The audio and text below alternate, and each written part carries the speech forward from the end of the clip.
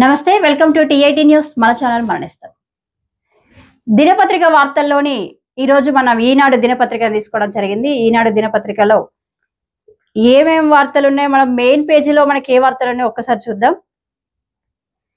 సిజేఐగా justice Surya Kant ప్రమాణం చేయించిన రాష్ట్రపతి ద్రౌపది ముర్ము, హాజరైన ఉపరాష్ట్రపతి రాధాకృష్ణన్, ప్రధాని మోదీ, తెలంగాణ సీఎం రేవంత్. 7 దేశాల ప్రధాన న్యాయమూర్తులకు రాక తొలి రోజే 17 కేసులు విచారించిన సిజేఐ. దిగ్గజ నటుడు ధర్మేంద్ర కన్నుమూత. షోలేతో బాలీవుడ్ లో తిరుగులేని గుర్తింపు, రొమాంటిక్ యాక్షన్స్ చిత్రాలకు ప్రసిద్ధి. పంచాయతీకి వేలాయే. రాష్ట్ర ఎన్నికల సంఘం సన్నాహాలు, నేడు హైకోర్టులో జరిగే పరిణామాలే కీలకం. రాష్ట్రంలో పంచాయతీ ఎన్నికల నిర్వహణకు షెడ్యూల్ నోటిఫికేషన్ జారీకి రంగం సిద్ధమైంది. 31 జిల్లాలోని 545 గ్రామీణ మండలాల్లోని 12,760 పంచాయతీలు, 1,13,534 వార్డుల్లో నోటిఫికేషన్ జారీ కానుంది. ఈ రిజర్వేషన్లపై గెజెట్ నోటిఫికేషన్ జారీ కానుంది. ఇంకా చూసినట్లయితే రామగుండంపై ఏం తేలుస్తారు? విద్యుత్ గ్లోబల్ సమ్మిట్ పై నేడు మంత్రివర్గ భేటీ. కొత్తగా రామగుండం థర్మల్ విద్యుత్ కేంద్రం ఏర్పాటుకు సంబంధించి మంత్రివర్గం ఎలాంటి నిర్ణయం తీసుకున్నది, ఆ నిర్ణయం ఏంటి అనేది ఆసక్తికరంగా మారింది. మంగళవారం ఉదయం 11 గంటలకు ప్రత్యేకంగా రాష్ట్ర మంత్రివర్గ సమావేశం సీఎం రేవంత్ రెడ్డి అధ్యక్షతన జరగనుంది. ఎజెండాను సోమవారం రాష్ట్ర మంత్రులు విద్యుత్ శాఖ పంపింది. రామగుండంలో ఏర్పాటు చేయతలపెట్టిన 800 మెగావాట్ల విద్యుత్ కేంద్రాన్ని అనుమతించాలని 2 మంత్రులు గట్టిగా కోరుతున్నట్లు తెలుస్తోంది. దీనికి అనుమతించాలా లేదా అక్కడే ఎన్టీపీసీ తెలంగాణ కోసం ప్రత్యేకంగా నిర్మిస్తున్న 2400 మెగావాట్ల థర్మల్ కేంద్రం నుంచి కరెంటు కొనాలా అనే అంశంపై మంత్రివర్గం కీలక నిర్ణయం తీసుకునే అవకాశాలు ఉన్నట్లుగా సమాచారం. ఇంకా చూసుకున్నట్లయితే అడ్డగోలుగా ఎల్ఓసి జారీ చేస్తారా? మార్గదర్శకాలు పట్టించుకోరా? విదేశీ పౌరసత్వం ఉన్న వారిపై ఇలా చేస్తే ఎలా? పోలీసులను నిలదీసిన హైకోర్టు. గృహహింస కేసులో నిందితులుగా ఉన్న దంపతులకు లుకౌట్ సర్క్యులర్ జారీ చేసిన పోలీసుల తీరుపై సోమవారం హైకోర్టు తీవ్ర అసంతృప్తి వ్యక్తం చేసింది. అందులోనూ విదేశీ పౌరసత్వం ఉన్న వారికి ద్వైపాక్షిక ఒప్పందాల్లోని అంశాలను పరిగణలోనికి తీసుకోకుండా ఎల్ఓసి జారీ చేయడం సరికాదని, నిబంధనలు అమలు చేయకపోతే ప్రపంచ స్థాయిలో దేశం ప్రతిష్ట దెబ్బతింటుందని వ్యాఖ్యానించింది. ఇంకా బాబోయ్ భయో. రోజుకు 31.27 టన్నుల వ్యర్థాల ఉత్పత్తి, నిబంధనలు పాటించని 141 ఆసుపత్రులకు నోటీసులు. పీసీబీ వార్షిక నివేదికలో కీలక విషయాలు వెల్లడించారు. రాష్ట్రంలో బయోమెడికల్ వ్యర్థాల నిర్వహణలో తీవ్రమైన లోపాలు వెలుగులోకి వస్తున్నాయి. నిబంధనలు పాటించడంలో పలు ఆసుపత్రులు నిర్లక్ష్యంగా వ్యవహరిస్తున్నాయి. ఏడాది వ్యవధిలో 141 ఆసుపత్రులకు షోకాజ్ నోటీసులు జారీ అయ్యాయి. బయోమెడికల్ వ్యర్థాలను శుద్ధి చేయడంలో కీలక బాధ్యత వహించే ట్రీట్మెంట్ కేంద్రాలు సైతం నిబంధనల్ని ఉల్లంఘిస్తున్నాయి.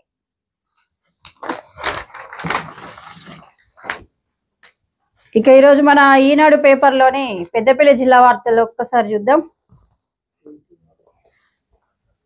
ఈరోజు మన 25వ తారీఖున ఏమేమి ఇచ్చిండ్రు ఒకసారి పెద్దపల్లి వార్తలు చూద్దాం.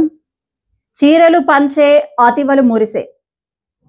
పట్టణంలో ఇందిరా మహిళా శక్తి చీరల పంపిణీ కార్యక్రమాన్ని సోమవారం నిర్వహించారు. ఎమ్మెల్యేలు విజయరామరావు, మకాన్ సింగ్, కలెక్టర్ శ్రీహర్ష తదితరులు పాల్గొని శ్రీధర్ బాబు చేతుల మీదుగా అతివలకు చీరలను అందజేశారు.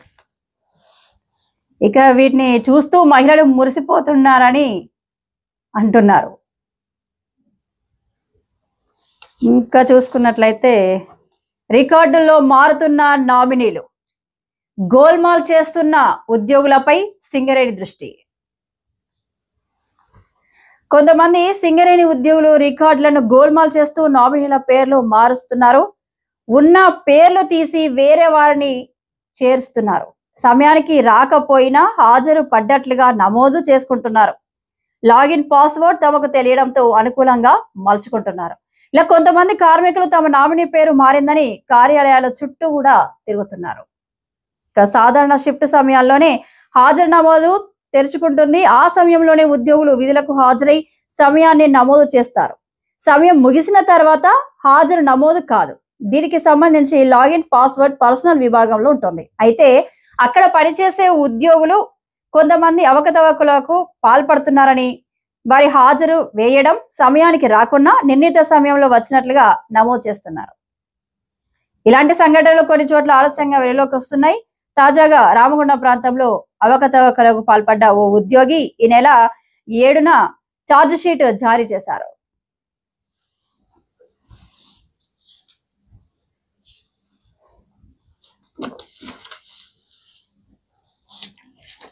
ఇంకా మనం చూసుకున్నట్లయితే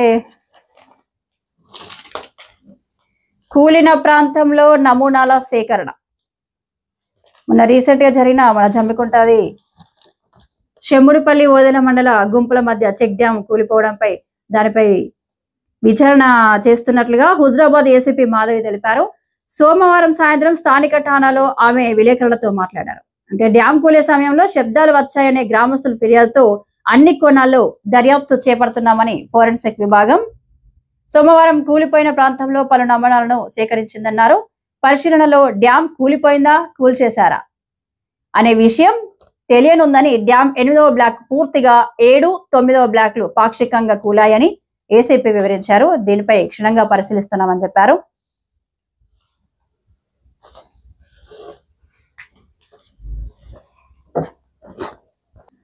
ఎమ్మెల్యే వైఖరికి నిరసనగా పెద్దపల్లి బార్ అసోసియేషన్ న్యాయవాదులు సోమవారం విధులను బహిష్కరించి నల్ల బ్యాజీలతో నిరసన తెలిపారు.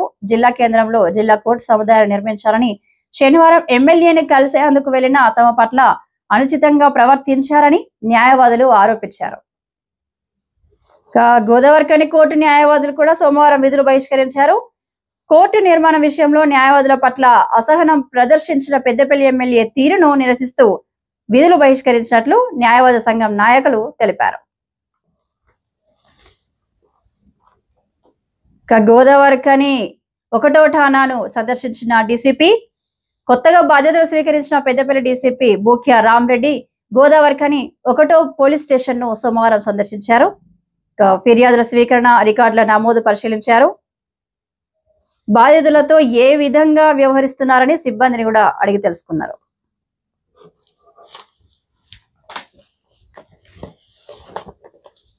మనం చూసుకున్నట్లయితే ఇంకా ఈ గోడు వినండి, గోస తీర్చండి, ప్రజావాణిలో బాధితుల విన్నపం. మరి గోడు వింటున్నారా, గోస తీరుస్తున్నారా ఒక్కసారి చూద్దాం. సమీకృత పాలన ప్రాంగణంలో సోమవారం నిర్వహించిన ప్రజావాణిలో అదనపు పాలనాధికారి దాసరి వేణు ప్రజల నుంచి విజ్ఞప్తులు స్వీకరించారు. జిల్లాలోని పలు ప్రాంతాల నుంచి తరలివచ్చిన ప్రజలు తమ సమస్యలు విన్నవించారు. కార్యాలయాల చుట్టూ తిరిగినా పట్టించుకోవడం లేదని వాపోయారు. మరి గోడు వింటారా, గోస తీరుస్తారా తేలవాలి. ఒక్కరి సమస్య వింటూ పరిష్కరిస్తామని భరోసా ఇచ్చారు. ఒకరు రుణం ఇప్పించాలని, మరొకరు రోడ్డు సమస్య తీర్చాలని వాళ్ళ గోడును విన్నవించుకున్నారు.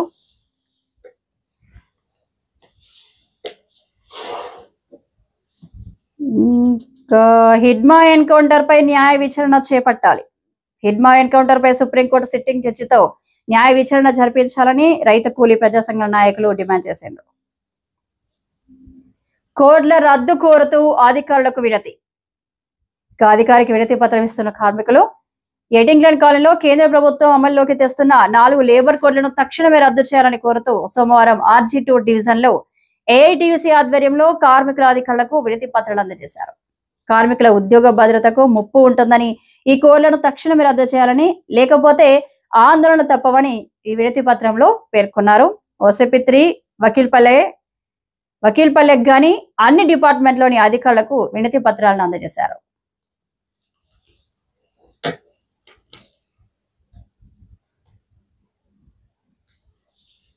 బొగ్గు రవాణా నాణ్యతపై చర్చ. సింగరేణి RG2 ఏరియాను కార్పొరేట్ GM సూర్యనారాయణరాజు సోమవారం సందర్శించారు. డివిజన్ కు చేరుకున్న GM వెంకటయ్యతో సమీక్ష సమావేశమై బొగ్గు నాణ్యత, రవాణా అంశాలపై చర్చించారు. అనంతరం CHPలోని బొగ్గు లోడింగ్ పాయింట్ను పరిశీలించి బొగ్గు రవాణాలో కీలకమైన కొత్త స్థాయిలో నిర్మాణ పనులను త్వరగా పూర్తి చేయాలని సివిల్ అధికారులకు సూచించారు. రాష్ట్ర ప్రభుత్వానికి చిత్తశుద్ధి ఉంటే నాణ్యత లేకుండా కూలిన చెక్ డ్యాంల నిర్మాణాలపై విచారణ చేపట్టాలని కేంద్ర హోంశాఖ సహాయ మంత్రి బండి సంజయ్ కుమార్ అన్నారు. సోమవారం కరీంనగర్ జిల్లా జమ్మికుంట ప్రభుత్వ ఆసుపత్రిలో 1.50 కోట్లు విలువ చేసే వైద్య పరికరాలను ప్రారంభించిన ఆయన విలేకరులతో మాట్లాడారు.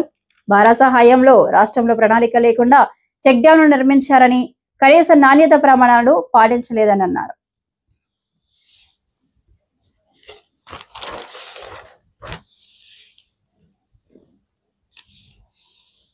నిరంజన్ రెడ్డి అవినీతి పరుడు.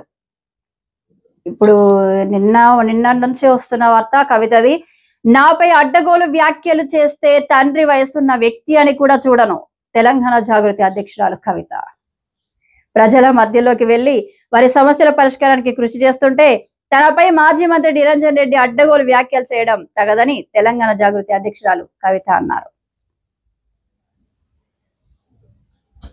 తండ్రి వయసున్నారని చూస్తున్నా అంటున్నారు. అలాంటి వ్యాఖ్యలు పునరావృతమైతే తండ్రి వయసు ఉన్న వ్యక్తి అని కూడా చూడనంటూ ఘాటుగా హెచ్చరించారు. తెలంగాణ జాగృతి ఆధ్వర్యంలో నిర్వహించిన జనంబాట కార్యక్రమంలో భాగంగా వనపర్తి జిల్లాలో పర్యటిస్తున్న ఆమె సోమవారం జిల్లా కేంద్రంలో విలేకరులతో మాట్లాడారు. జిల్లాలో 10 ఏళ్లలో అభివృద్ధి ఏం జరగలేదని, ఏ చిన్న పిల్లాడిని కదిలించినా నిరంజన్ రెడ్డి అవినీతి గురించి చెప్తారని వ్యాఖ్యానించారు. కానీ ఎవరి ప్రయోజనం కోసం ఈ కవిత వ్యాఖ్యలు? నాపై సంస్కారం లేకుండా మాట్లాడడం ఆమె విఘ్నతకు నిదర్శనమని మాజీ మంత్రి నిరంజన్ రెడ్డి. తండ్రి వయసున్న తనపై తెలంగాణ జాగృతి అధ్యక్షురాలు కవిత ఇష్టానుసారంగా చేసిన వ్యాఖ్యలు ఎవరికి ప్రయోజనం చేకూరుస్తుందని మాజీ మంత్రి నిరంజన్ రెడ్డి ప్రశ్నించారు. ఇటు కవిత అటు నిరంజన్ రెడ్డి ఒకరికొకరు తెలంగాణలో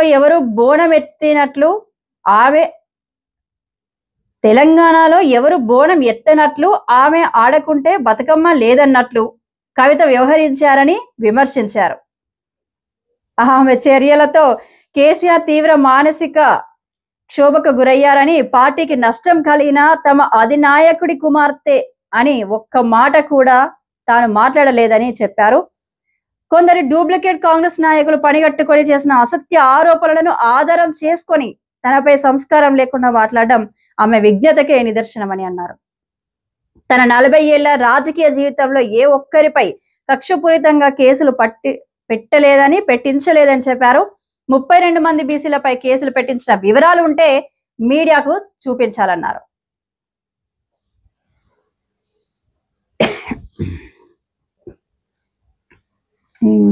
కోటి ఆయుధాలను వదిలేస్తాం, కాల్పులు విరమించండి.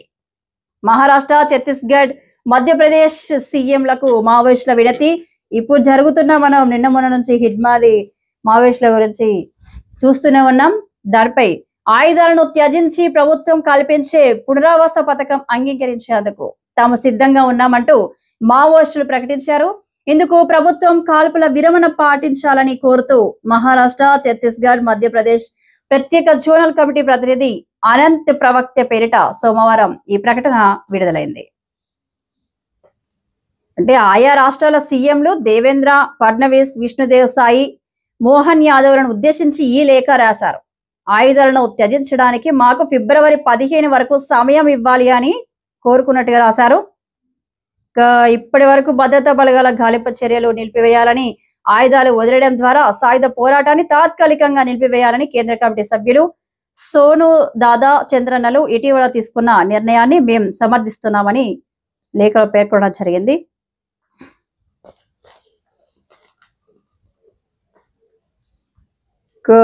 కాళోజీ ఆరోగ్య విశ్వవిద్యాలయంలో విజిలెన్స్ తనిఖీలు.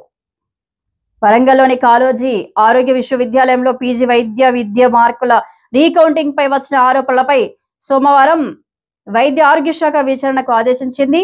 వరంగల్ విజిలెన్స్ అదనపు ఎస్పీ శ్రీనివాస్ తో పాటుగా శాఖ పరంగా అదనపు డిఎంఈ స్థాయి వైద్యులు డాక్టర్ సంధ్య, డాక్టర్ రాజారావు వర్సిటీలో విచారణ చేపట్టారు.